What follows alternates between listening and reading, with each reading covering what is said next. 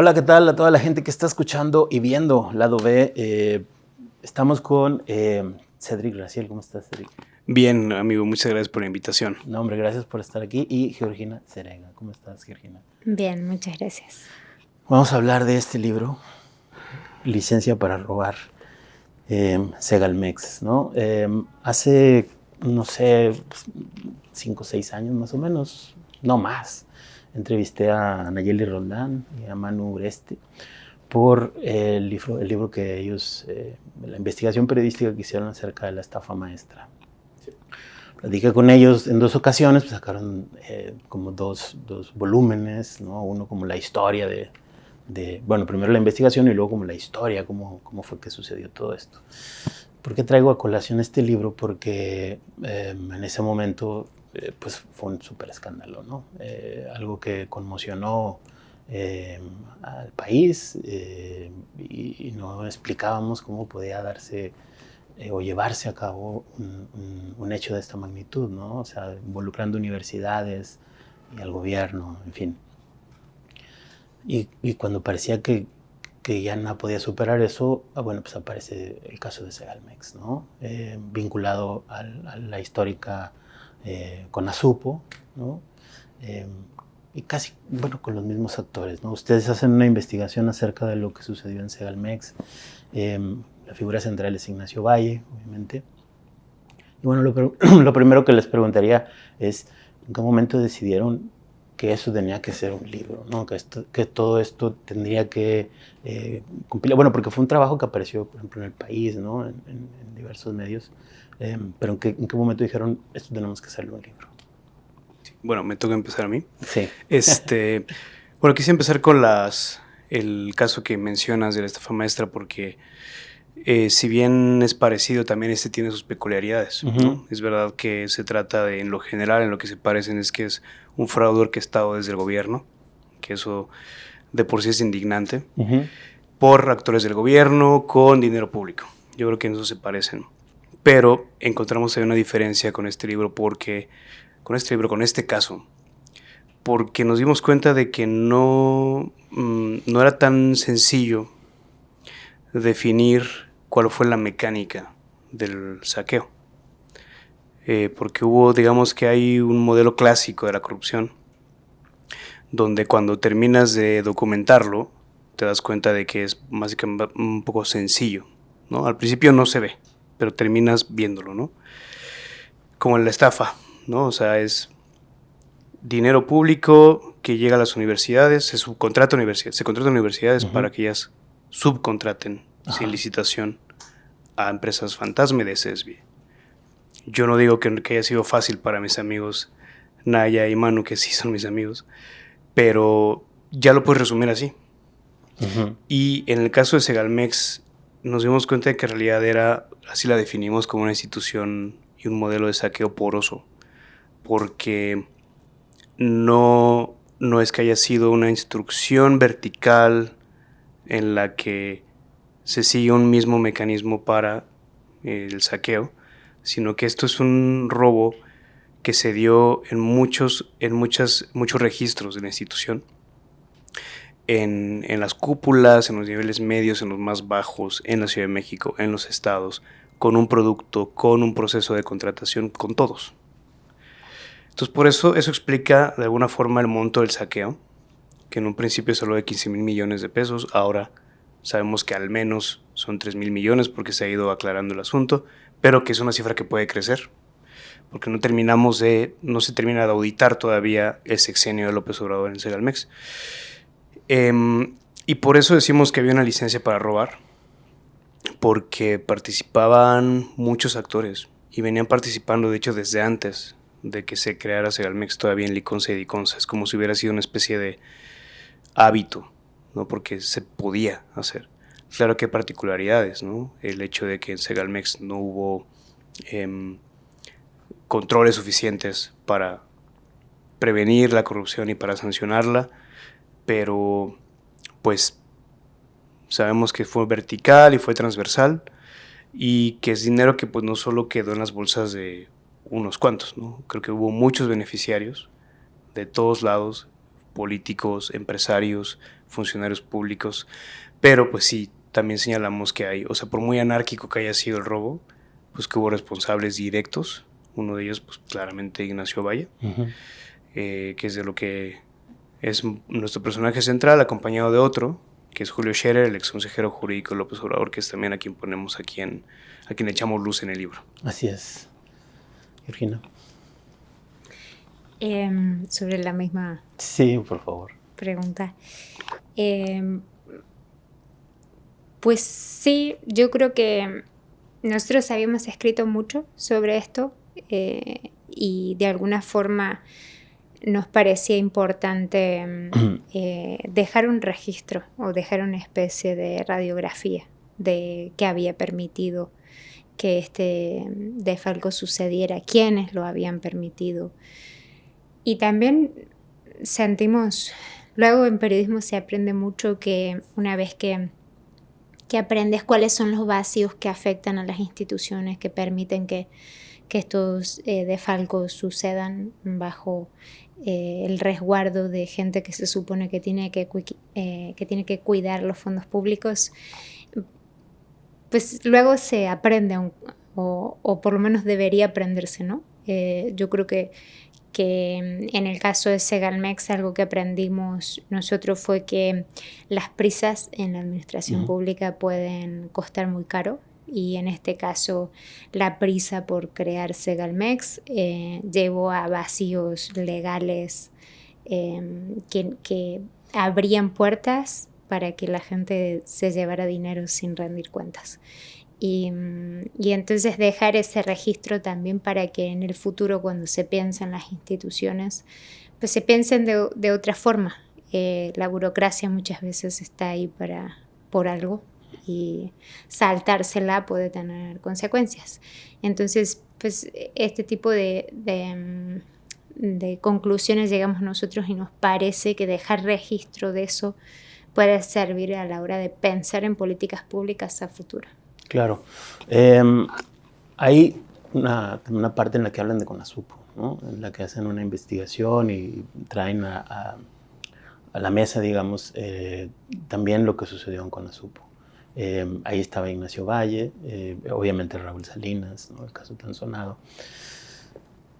¿Cómo se explican, o cómo les explicamos, o cómo le decimos a la gente que toda esa gente que participó en CONASUPO luego volvió a repetir en Segalmex y volvió a suceder lo mismo? ¿Cómo nos explicamos eso? La gran pregunta. Pues yo creo que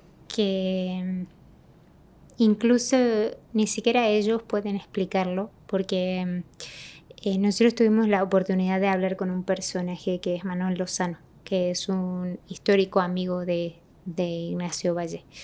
Él no estuvo en CONASUPO, pero cuenta que cuando sucedió la CONASUPO y tuvieron que cerrar las puertas y Ovalle junto con otros funcionarios fueron investigados, Ovalle entonces salió diciendo que había sido engañado y que él no tenía nada que ver con el desfalco de la CONASUPO ni con todos los problemas que se registraron entonces, sino que había sido engañado por su entorno. Y cuando sucede Segalmex, Ignacio Ovalle dice exactamente lo mismo. Y vemos a López Obrador que sale a decir en una conferencia que Ignacio Ovalle fue engañado por priistas mañosos y que él no tenía nada que ver.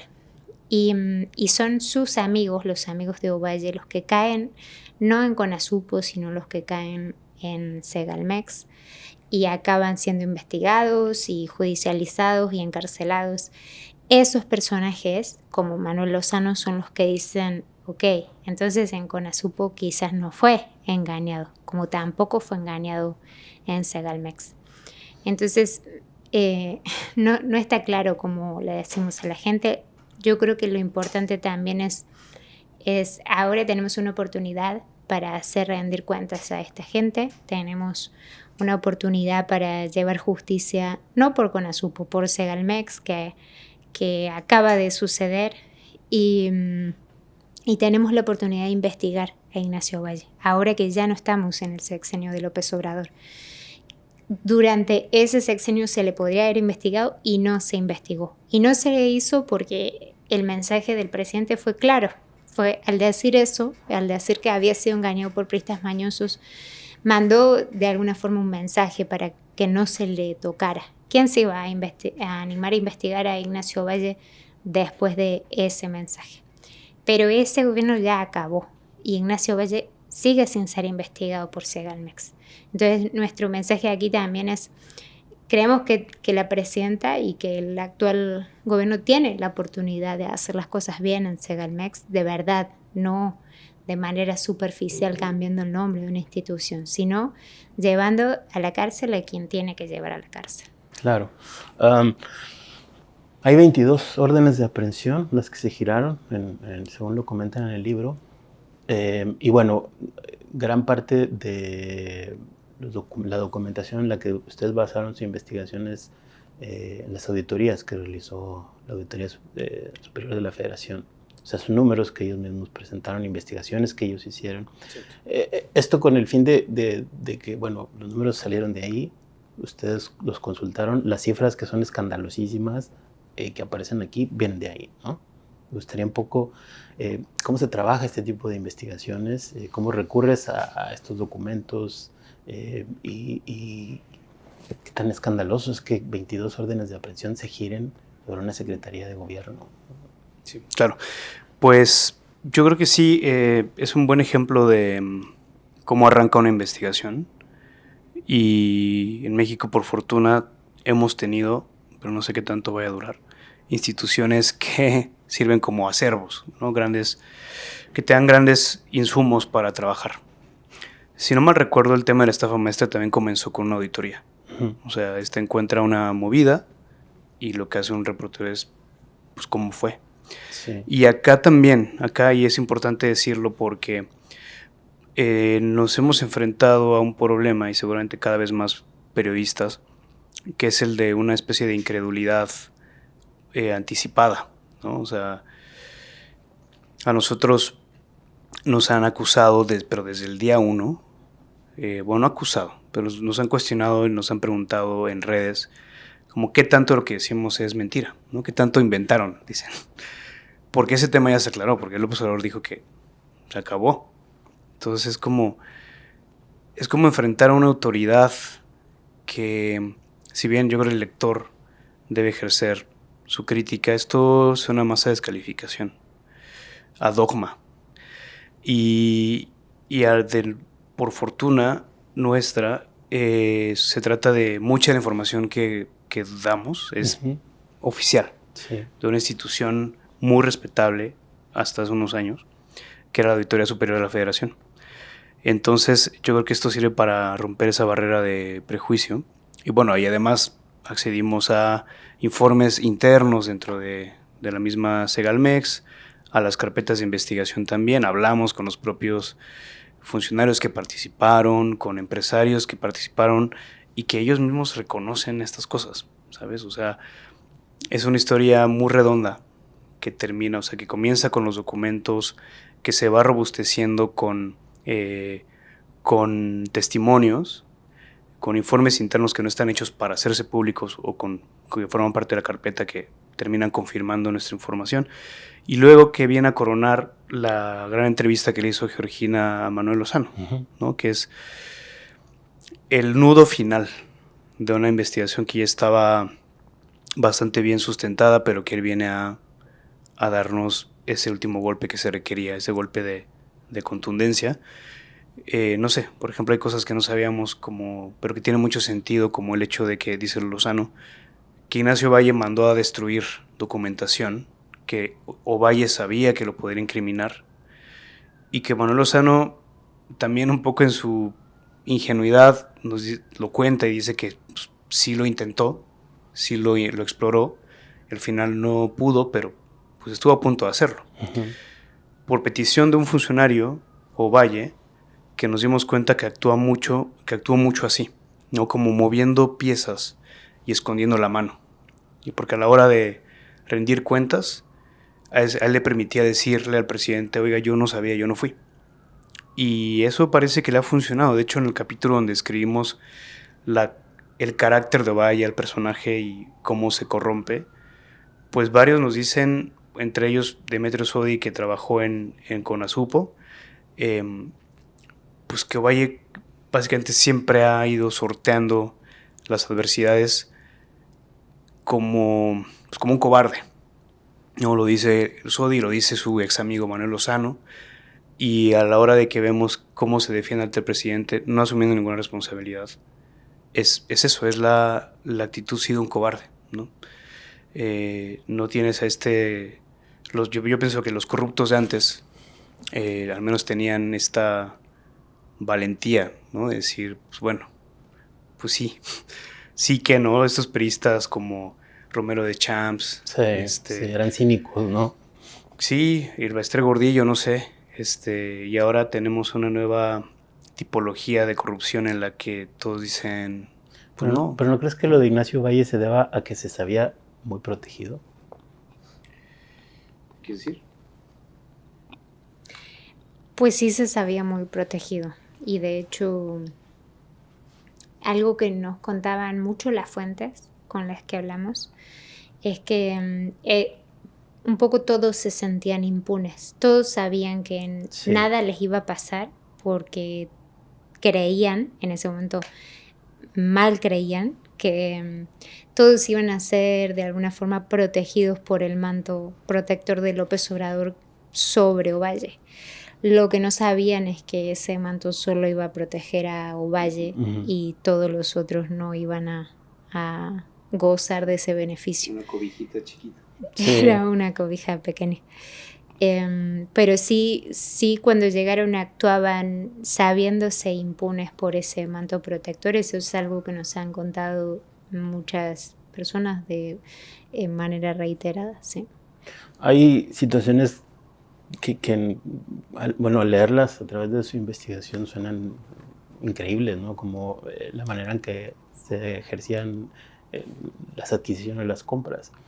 O sea, pagaban grandes sumas de dinero por insumos o materia prima que no llegaba y que nunca llegó, ¿no? O sea, digamos que todo el presupuesto que estaba destinado a un área lo ejercían, y ni siquiera era que conforme se fuera agotando ese inventario podrían ir, otra vez haciendo la compra, sino que entregaban todo el dinero y ese material nunca llegó, esa materia prima nunca llegó. El tema de los bonos basura, ¿no? Que se ponen digamos, con las utilidades de la empresa, empiezan a comprar en bolsa, algo que está prohibido. En fin, sí se sentían como muy, muy intocables, ¿no? La leche, en fin, no sé si me pueden hablar un poco de esos temas también, por favor. Sí, yo creo que no había ningún interés real por hacer su trabajo bien, sobre todo de cierto grupo de funcionarios. Pero se repetían, como decía Cedric, no había un esquema para robar, sino que había varios esquemas, o nosotros pudimos descifrar varios mecanismos. Y, por ejemplo, uno de esos mecanismos era el comprar productos que nunca iban a buscar. O sea, los pagaba Segalmex. Inventaron un mecanismo para que yo, Segalmex, te pago a ti, proveedor, tus productos. Tú te quedas con ellos hasta que yo los necesite. Cuando yo los necesite, te los voy pidiendo. Y entonces tú los tienes que ir entregando mientras yo te voy pidiendo. Eso no sucedía antes. Eso lo inventaron ellos y ese acuerdo, en realidad lo que escondía en el fondo, era que muchas veces Segalmex pagaba por esos acuerdos por esos productos de manera anticipada y nunca los iba a buscar. Entonces se ponían malos en los almacenes de los proveedores.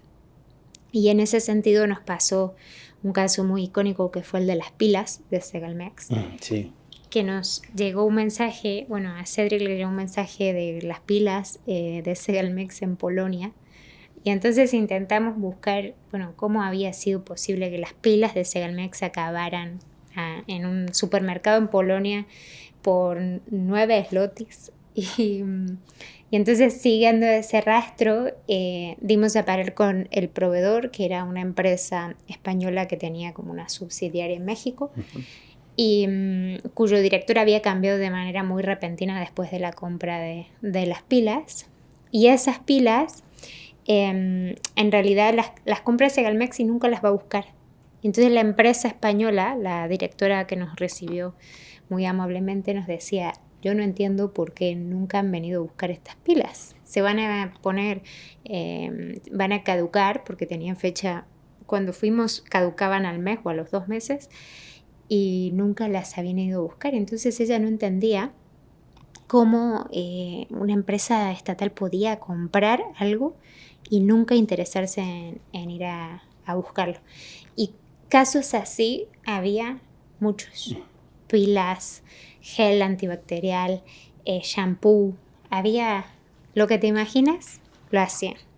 Entonces sí encontramos mecanismos de robo, por ejemplo, hormiga, que le decimos nosotros, porque era un poquito por acá, otro poquito por allá, unos millones en un producto, otros millones en la carne seca, otros millones en los bidones de agua y otros millones en el agua. Y entonces como que sí veíamos que había una especie de descontrol. Cada quien se robaba un poco de donde podía y eso generó un montón de pérdidas para la hacienda pública. No solo lo que se robaron, sino un montón de pérdidas, porque por ese acuerdo por las pilas seguramente se llevaron cierto dinero por debajo de la mesa, como hacían en muchos contratos. Pero además tampoco nunca movilizaron esas pilas, no las sacaron de los almacenes, no las llevaron a las tiendas de Iconsa y no las vendieron. Entonces no solo se perdió el dinero que se llevaron por debajo de la mesa, sino que perdían un montón de dinero en productos que no vendían y que tenían que acabar quemando o enterrando. O sea, era un descontrol total de lo que deberían haber vendido. Y, o sea, uno espera que Diconsa pierda dinero porque es una empresa que tiene que vender a bajo precio a los que menos tienen. De entrada puedes entender que Diconsa es una empresa que pierde dinero, pero no así.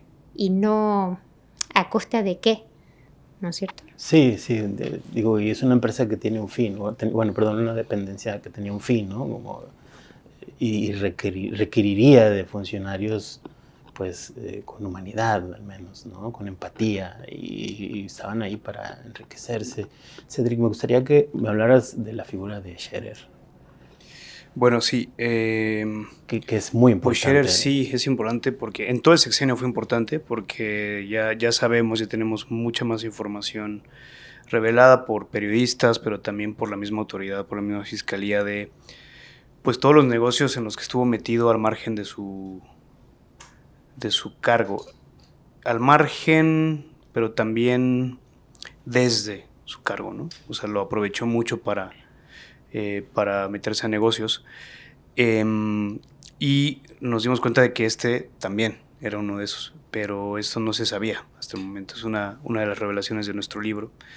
¿Y cuál fue su papel? Pues él básicamente era el broker, el gestor, el intermediario de una empresa gigante dedicada a la venta de alimentos al gobierno que se llama La Cosmopolitana. Esta empresa arrastra un montón de señalamientos, acusaciones e investigaciones también oficiales por lavado de dinero, factureras, e incluso de sobornar a funcionarios para ganar contratos. Y Scherer tiene una vinculación personal con los dueños, con la familia Lanzmanas, de quienes fue abogado y con quienes tuvo una relación comercial mercantil en una empresa también desde hace muchos años. Scherer dice que ya no tiene nada que ver, pero nosotros documentamos cuáles fueron las gestiones de Scherer desde la Consejería Jurídica. Por un lado, para él apoderarse de una parte de Segalmex, porque hay que decir que Segalmex no solamente fue Valle y su grupo, claro, fue el grupo principal, pero hubo otro muy influyente que se estaba formando al interior del obradorismo, que era el de Scherer, que también ahí metió a un representante, a Bernardo Fernández, y que su finalidad era pues abrir la puerta a empresas como la Cosmopolitana, ¿no? Porque a la Cosmopolitana López Obrador las había congelado, les habían puesto un veto, porque estas acusaciones que te señalo, pero gracias a las gestiones de Scherer, esta empresa se abrió camino en Segalmex, en otras instituciones del gobierno federal y en los estados, especialmente en la Ciudad de México. Entonces eso es lo que contamos aquí de él, que también lo buscamos y a través de igual representantes intermediarios nos niega esta vinculación de alguna forma, pero insisto, los testimonios que juntamos, incluido el de Manuel Lozano, nos confirman cuál fue el papel de Scherer para beneficiar a este gran conglomerado de empresas. Claro. Georgina, Cedric mencionaba la entrevista de Manuel Lozano, que fue, pues, es muy importante en esta investigación que hacen ustedes. Él estaba en Argentina, arraigado. Me gustaría si nos pudieras platicar un poco acerca de esta entrevista y qué ibas sintiendo tú conforme te iba contando todas estas cosas. Bien. Bueno, yo tuve la suerte de que Manuel Lozano quisiera acceder a hablar conmigo. Le busqué durante mucho tiempo y cuando accedió estaba yo físicamente en Argentina, entonces eso me vino muy bien. Pude ir a su casa, a donde tiene prisión domiciliaria, es la casa familiar de su esposa, que es argentina. Y a ellos les agarró la orden de aprehensión internacional en Argentina. Estaban en el aeropuerto de Buenos Aires, iban rumbo a España a visitar a una de sus hijas y ahí es cuando salta la ficha de Interpol y detienen a Manuel. Y bueno, hay que decir que la justicia argentina es bastante más garantista que la mexicana, en el sentido de que le dieron prisión domiciliaria por su edad, algo que él sabe que en México no podría tener. Ya tiene 82 años Manuel, entonces le dieron prisión domiciliaria y además tiene una salud bastante complicada, tiene varios problemas de salud. Entonces logró de momento que no le extraditaran a México. Él no quiere acabar acá porque sabe que puede acabar en el altiplano y eso no le gusta. Yo sentí que era un amigo dolido por la traición de Ovalle y que su familia quería que hablara hacía mucho tiempo y le insistía hacía mucho y eventualmente él cedió no por otra cosa que no fuera la insistencia de su familia, y sus hijas y su esposa querían un poco que contara su versión. Entonces es lo que intentamos hacer en el libro, darle un capítulo para que contara su versión. Claro, ahí uno puede creer o no creer lo que dice, o creer algunas cosas y otras no. Claro. Nosotros intentamos dejar para el lector la versión casi completa de lo que él dice. Y para mí, más allá de lo que uno crea o no crea, es interesante escucharle porque es un personaje que estuvo ahí adentro cuando todo esto sucedía y que tiene un conocimiento de lo que pasó mucho mayor al que podíamos saber recopilado a lo largo del tiempo, no porque no supiéramos cómo robaron, pero sino pues, al final con un personaje así uno sabe qué discusiones tuvieron cuando eso sucedía, estos personajes, qué pensaban, qué sentían, qué les generó, qué sentimientos les generó estar ahí adentro de la institución donde se reportó el mayor desfalco durante el gobierno de López Obrador. Entonces es interesante escucharle, ya cada uno juzga qué responsabilidad tiene ahí. Yo sentí que me parecía importante eso. Cuando volví a México, volví a hablar con algunas fuentes y pregunté de vuelta si le habían pagado a Manuel Lozano sobornos, porque es algo que él negó en la primera entrevista, y las fuentes me dijeron que sí. Y me dijeron algo que está en el libro, pero lo cuento acá porque me parece un poco fuerte. Me dijeron, Manuel Lozano era una persona buena, pero logramos quebrarlo. Eso me dijeron algunos personajes del sector privado, empresarios. Y a mí me generó un sentimiento, ya de manera personal, me generó un sentimiento como desolador, porque dije, wow, o sea, hasta la gente buena lograron quebrarla ahí adentro. Claro. O sea, había tal movimiento de dinero y tal descontrol sobre lo que hacían que hasta los que llegaron, al menos con buena intención, acabaron cediendo. Entonces, bueno, más allá de eso, volví a hablar con Manuel Lozano por teléfono, él volvió a negarlo. Yo quise hablar con él una segunda vez para de vuelta decirle esto que te estoy diciendo a ti. Estas personas dicen que te pagaron sobornos, que me gustaría saber qué respondes, y él lo volvió a negar. Pero bueno, eso está en el libro junto con muchas otras cosas más. Bueno, se nos acaba el tiempo, lamentablemente, pero ¿sienten o tienen confianza en que sí se va a realizar una investigación a fondo? ¿Confían en eso? ¿Confías? Uf. Digo, ahora que cambió el sexenio, como decías hace un momento. Ya. A mí me gustaría que eso pase. Me gustaría que se juzgue de verdad a personas que tuvieron que ver con ese desfalco como Ignacio Valle y nunca fueron ni siquiera investigadas. Si tengo confianza, bueno, yo creo que hay que aprender a leer las señales y de momento las señales no son muy favorecedoras. Ojalá eso cambie. Claro. Yo tengo un poco más de optimismo. Okay. Porque me parece que Sheinbaum, en dos casos, el del huachicol fiscal y el de la barredora que golpea a Dan Augusto López y el de el huachicol fiscal a la Marina, una institución muy querida por López Obrador y por Morena, se está atreviendo a pagar el costo del desprestigio. Claro, hay que ver si esto no es una puesta en escena como la fiscalía girando 22 órdenes de aprehensión y demás, pero de entrada me parece que es una señal de que ella está dispuesta a ir hacia adelante y que va a afrontar la corrupción de una manera distinta respecto de López Obrador, que jugó mucho a meter la tierra debajo del tapete. Pero para mí será hasta que en este caso los grandes responsables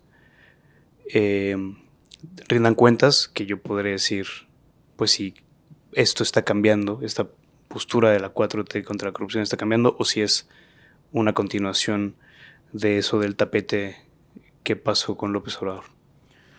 Cédric, gracias. Georgina, muchas gracias y felicidades por esta investigación en un país donde ser periodista es tan complicado.